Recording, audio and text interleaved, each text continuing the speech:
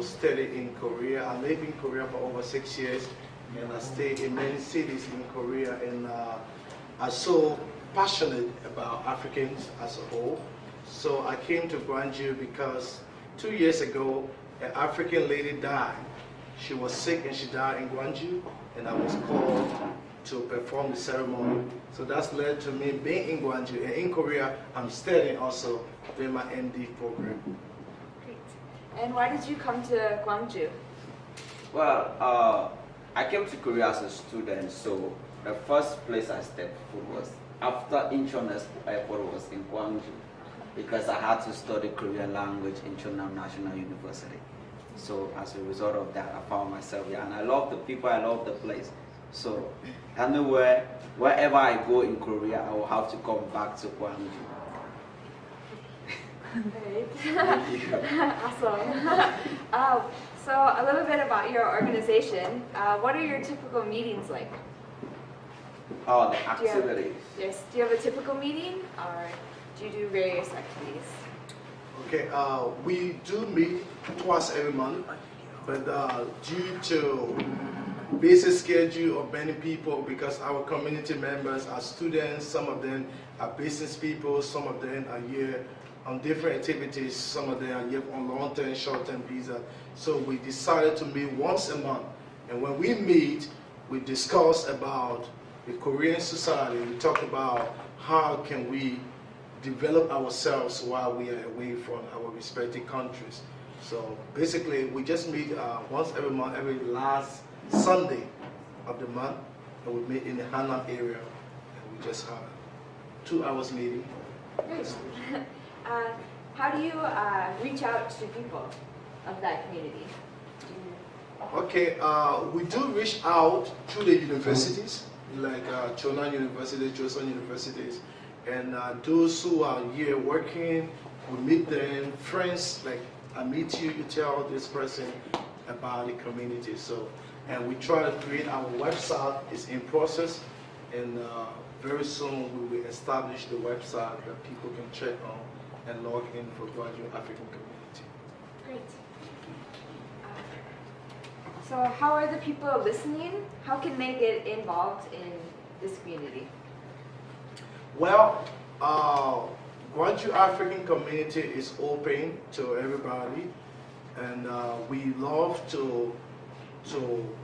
we are looking forward to the platform. If anybody having a festival or some sport activities, we have musicians, we have soccer players, some recreational activities. They are welcome to invite the Gwangju African Community, and we will come and fellowship and have fun together and interchange our cultural differences. Yeah. Also, in addition to that, if you have some volunteer activities, the community would like to serve also to do other volunteer activities. Like I can recall back in Asen, I had some group of students there who asked also like an association of Africans in the university.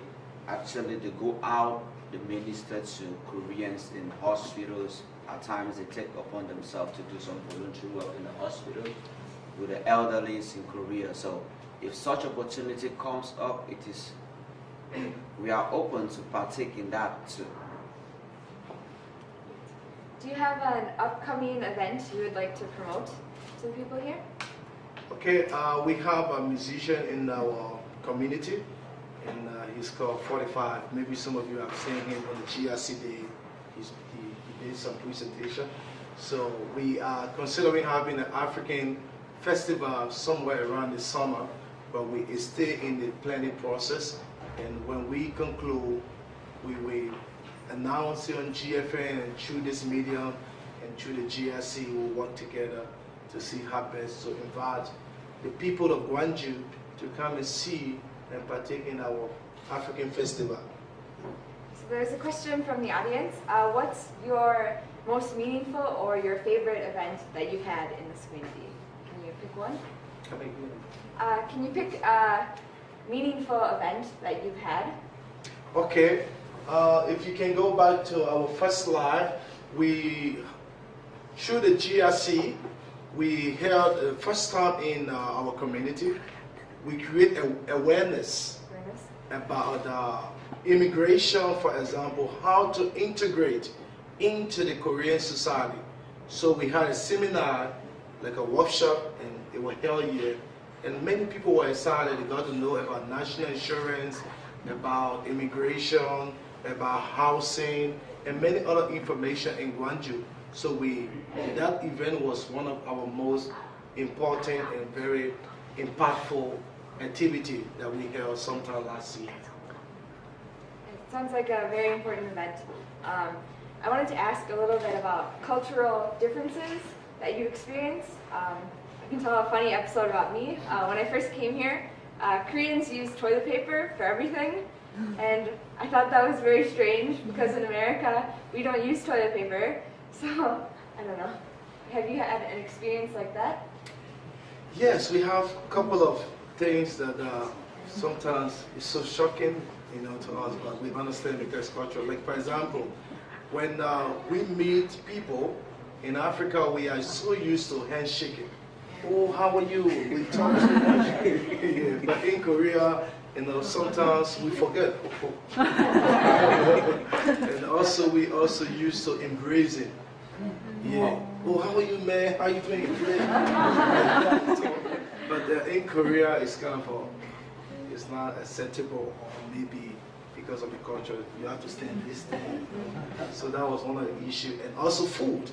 In Africa, like he talked about, most of our food, like fufu, and we eat with hands, and we do use spoon, but it was my first time when I came to Korea to see chopsticks and eating rice and everything.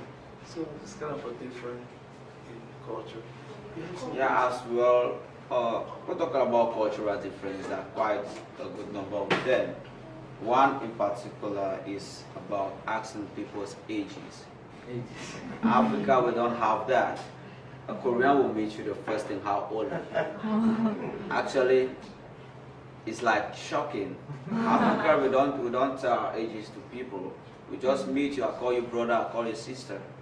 I don't care to know your name. Actually, I might never know your name, but I interact with you for the first time as if I've known you all my life. Because I meet you, I say, how are you, sister? Communication begins and we go. The next person who meets us, even the third party, will never know about that. And secondly, talk about food. What I learned in Korea is they don't play with food business in Korea. Once it is lunchtime, it is lunchtime. And they ask you, have you eaten? Wherever you go, the Korean will meet you, Pak Mogosoyo. That actually, it's good though, but not all Africans African take it like, you don't ask me if I've eaten or not, because for me, there are sometimes I don't want to eat, but I'm obliged to eat because I'm working with a Korean. Yeah. Let me just say something else that's so funny.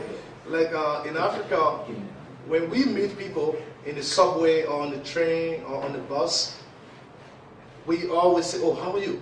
Where are you going? How is everything going with you? Like that, and we talk. But when we sit in the bus, maybe I don't know my way, I'm going to Seoul. Hello. It's just, so sometimes, oh, why?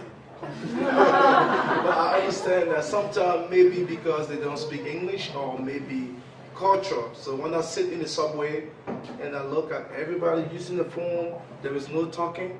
But back in Africa, in the bus, even in the taxi or in the subway, everyone is talking. How are you? Everyone is saying something. But in Korea, I don't know, maybe it's because of technology. Everyone on the smartphone, everyone is talking. That's the really important thing I'm saying. To expand on that, what are some specific challenges do you think that African foreigners have in Korea versus maybe Western foreigners? Well, there are many issues that African face here, basically. First, I would like to talk about Africa being a continent. Sometimes Korean kids or some other people see Africans that, oh, if I say I'm from Liberia, oh, Africa? Like, Africa. Yeah, I'm from the continent of Africa, but the best question would be, where are you from? or I'm from Liberia. Where is Liberia? In West Africa. So Africans face that challenge in terms of like, maybe an African did something wrong. Maybe a brother from Liberia or Cameroon did something wrong to a Korean. But when that Korean meet other people, say Africa Salam. So all Africans go into the Bible, you know, like that. So we have a couple of challenges. One, language. Two, the cultural difference, the gap is so big. And the third thing that we really face here, in terms of those of our brothers and sisters who are working, or students who do part-time job, they also talk about some sense of discrimination. And I don't think that it's in a negative sense. I think that some Korean kids or Korean people are not accustomed to Africans. So when they are working with an African, they have some fear. Maybe they are accustomed to Western people than African in Gwangju and in Korea as a whole. So we try to teach our African brothers and sisters that not that Korean people are racist. No, they are not racist. But some of the kids or some people just don't have that experience or interactions with Africans. So it's now we try to create programs that we can go to elementary schools, high school, to teach African culture and talk about Africa in general. Challenge is actually, the main challenge every African will talk about is Korean language. Because if you don't understand the Korean language, you're actually a true foreigner in Korea. But if you understand a little and you can interact, then you find yourself at home. Because a lot of things happens in Korea, a lot of events and activities, but language barrier limits the people from understanding or to get to the awareness of what is happening. So that is also one thing I say, with the help of the association, we encourage the Africans to have at least the basic knowledge in Korea, so that you can be able to interact and try to break this challenge or this barrier. Yeah. Someone in the audience said they have a very loud voice. So do you share that experience, that you've gotten stares at for the way you talk or anything like that? Oh yes, for a long time the African history have been, and people who were depressed. Colonial masters and our history have been a lot of depression. So Africans, wherever we go, we are vocal. Even in school, we are students, African students. When we are in class, sometimes Korean students think we are noisy because we have different ways of approaching things. Take for example, I learned in Korea, you don't talk to the professor like that or ask too many questions. But in Africa, we talk to our professors and ask many questions. And the professors love that. Oh, the students is bold. But in Korea, if you do that, and sometimes it's like you are rude. But it's not that we are rude. So sometimes, even in the bus, I tell African, come down to come. Hello, how are you? You know, like that. We used to it like that. We try to work on it. Can you expand a little bit more about educational systems differences? We talked a little bit about it, but... Well, for education, it's really, I could say, 100% different from what we have back in Africa. I would like to use my case as an example. I'm a master's student and studying business. I get to my professor and firstly he tells me he can't teach in English. Though he studied in the state, all through his life, he speaks English, he studied English, he understands English, but he tells me he can't teach in English. Firstly, I'm doing a professional course and I've studied Korean language just within a year. It is but normal that professional jargons are different from the normal Korean language jargons we're studying as the basics to understand. So I find it difficult to understand what the professor will have to teach me, basically, or concentrated all in Korea. Secondly, there was this aspect of the interaction between student professor is not, because I, as a business student, I need not end in class, but I need to have an exposure to what I get in class. But I don't get that. All I do is I have to read some papers, analyze some papers, summarize some papers, and I'm talking about business. So it gets me most often stressed out, and I question myself if truly I'm studying or I'm really working on the path. Because before coming to Korea, I knew it's an industrialized nation. I'll have the opportunity probably to visit some companies, try to have some practical experiences about business, but all is the class, reading papers. And also the system of study, it is so intense. I can recall when I was studying Korean language, they use 4 days to finish a Korean textbook, over 5 chapters within 4 days. It was like crazy for me to understand what they're doing. It is a foreign language I've never studied before. You use 4 days to teach a textbook, and you expect me to memorize everything in the textbook and reproduce. It was like crazy for me to believe what is happening. I kill myself all night trying to memorize Tano, eating their bed. It got me really stressed out. So that is one of my experiences studying in Korea. On a different note, can you talk about Korean food? What Korean food do you like? Okay, I think from my experience in being in love with the African people, most of the African people, and me in particular, we love pure hejanku. Pure hejanku is more like African soup. It's similar to African food. So if you offer African pure hejanku, they like it because it's like our soup. Yeah. But apart from that, like kimchi and other food, it's kind of difficult for us. But now we can eat kimchi. I eat all Korean food, so it's not a problem. But the closest food I think is pure hejangu. Pure hejangu. Yeah, like pure. Hejangu. Bone soup. Bone soup. Okay. Pure hejangu. Do you know of any place, if someone in the audience wants to try African style food, where they could try that? Well, that's one of the things our community has been trying to do to create that awareness of African cuisine. Like in Seoul, in Ansan, in some town we have African restaurants. But like in Gwangju, we don't have anything like that.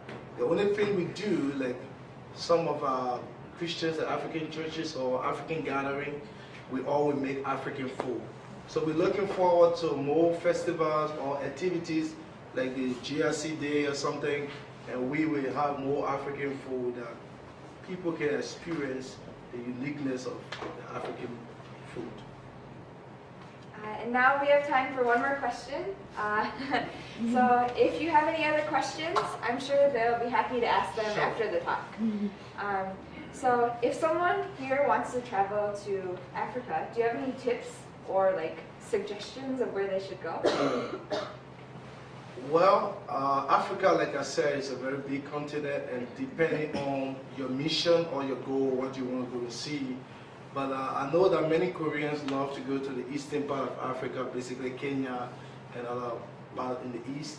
But West Africa, Ghana, Liberia, Central Africa, there are a lot of unique and good things you can go and experience about the African people. But if you just want to go, I asked a Korean friend, why you love to go to Kenya?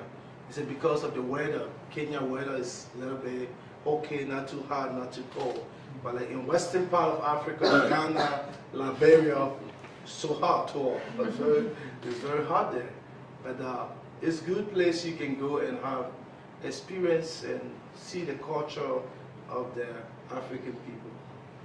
Yeah, actually, like my country, currently we have some Koreans there. through the Troika program.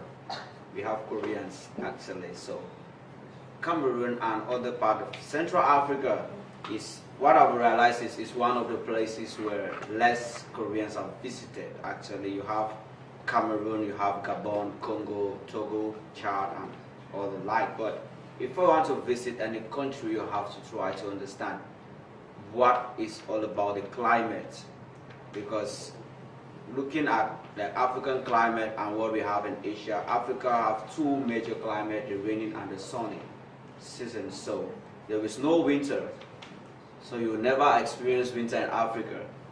And if you go when it's rainy, you can enjoy the time because the weather will be cool for those who like cool weather. But if you go when it's sunny, I bet you might not live there for one night. For those of you who don't like the sun here, so always try to talk about the weather. And also, if you want to experience some rainforests, you try to go to Africa, and you gotta see a lot of them there. Well, thank you very much. Please join me in a round of applause. Thank you.